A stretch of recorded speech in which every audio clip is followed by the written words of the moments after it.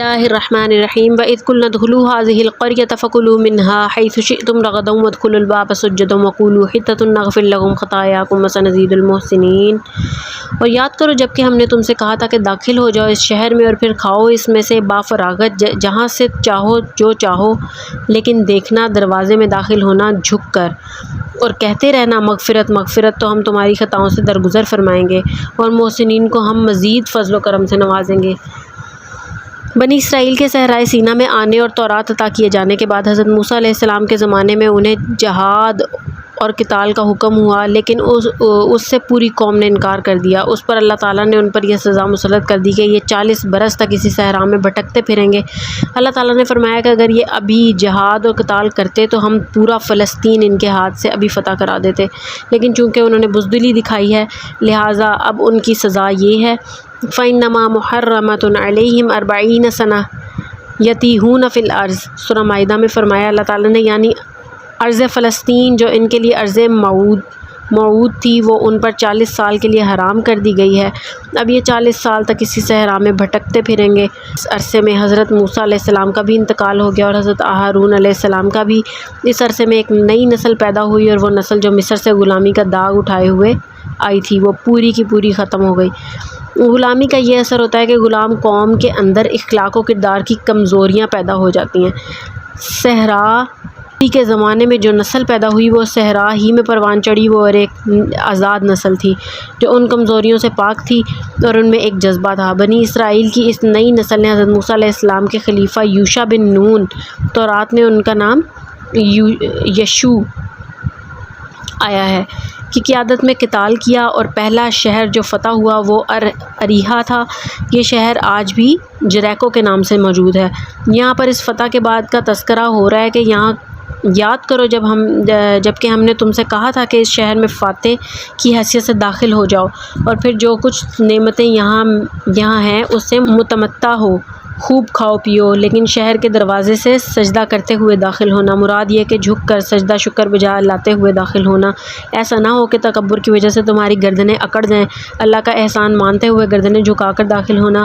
یہ نہ سمجھنا کہ یہ فتح تم نے بزور بازو حاصل کی ہے۔ اس کا نقشہ ہمیں محمد صلی اللہ علیہ وسلم کی شخصیت میں نظر آتا ہے کہ جب فتح مکہ کے موقع پر آپ صلی اللہ علیہ وسلم مکہ میں داخل ہوئے تو جس سواری پر آپ صلی اللہ علیہ وسلم بیٹھے ہوئے تھے آپ صلی اللہ علیہ وسلم کی پیشانی مبارک اس کی گردن کے ساتھ جڑی ہوئی تھی۔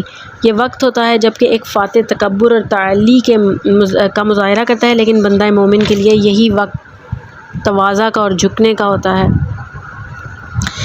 اس کے ساتھ ہی انہیں حکم دیا گیا وقولوا حطۃ، اور کہتے جاؤ مغفرت مغفرت۔ حطۃ کے معنی استغفار طلب کرنا، توبہ مغفرت طلب کرنا کے ہیں، گویا اس میں گناہوں کو جھاڑ دینے اور خطاؤں کو معاف کر دینے کا مفہوم ہے۔ چنانچہ وقولوا حطۃ کا مفہوم یہ ہوگا کہ مفتوح بستی میں داخل ہوتے وقت جہاں تمہاری گردنیں عاجزی کے ساتھ جھکی ہونی چاہیے وہیں تمہاری زبان پر بھی استغفار ہونا چاہیے کہ اے اللہ ہمارے گناہ جھاڑ دے، ہماری مغفرت فرما دے، ہماری خطاؤں کو بخش دے۔ اگر تم ہمارے اس حکم پر عمل کرو گے تو ہم تمہاری خطائیں معاف فرما دیں گے اور تم میں جو محسن اور نیکوکار ہوں گے انہیں مزید فضل و کرم اور انعام و اکرام سے نوازیں گے۔ فبدل الذین ظلموا قولا غیر الذی قیل لہم فَأَنزَلْنَا عَلَى الَّذِينَ ظَلَمُوا رِجْزًا مِّنَ السَّمَاءِ بِمَا كَانُوا يَفْسُقُونَ، پھر بدل ڈالا ظالموں نے بات کو خلاف اس کے جو ان سے کہہ دی گئی تھی۔ ان میں سے جو ظالم تھے، بد کردار تھے، انہوں نے ایک اور قول اختیار کر لیا۔ اس قول کی جگہ جو ان سے کہا گیا تھا حطۃ کہتے ہوئے داخل ہونا، لیکن انہوں نے اس کے بجائے حنطۃ کہنا شروع کر دیا، یعنی ہمیں تو گیہوں چاہیے۔ اگلے رکوع میں یہ بات آ جائے گی کہ من و سلوہ کھاتے کھاتے بنی اسرائیل کی طبیعتیں بھر گئی تھیں، ایک ہی چیز کھا کر وہ اکتا گئے تھے اور اب وہ کہہ رہے تھے کہ ہمیں زمین کی رویدگی اور پیداوار میں سے کوئی چیز کھانے کو ملنی چاہیے۔ اس خواہش کا اظہار ان کی زبانوں پر حنطۃ کی صورت میں آ گیا۔ اس طرح انہوں نے اللہ تعالیٰ کے اس حکم کا استہزاء و تمسخر کیا جو انہیں وقولوا حطۃ کے الفاظ میں دیا گیا تھا۔ اسی طرح شہر میں سجدہ ریز ہوتے ہوئے داخل ہونے کے بجائے انہوں نے اپنے سینوں پر پھیلنا شروع کر دیا، ان کے سر اکڑ گئے۔ پھر ہم نے اتارا ظلم کرنے والوں پر ایک بڑا عذاب آسمان سے۔ فَأَنزَلْنَا عَلَى الَّذِينَ ظَلَمُوا رِجْزًا مِّنَ السَّمَاءِ پھر اتارا ان پر ایک بڑا عذاب آسمان سے۔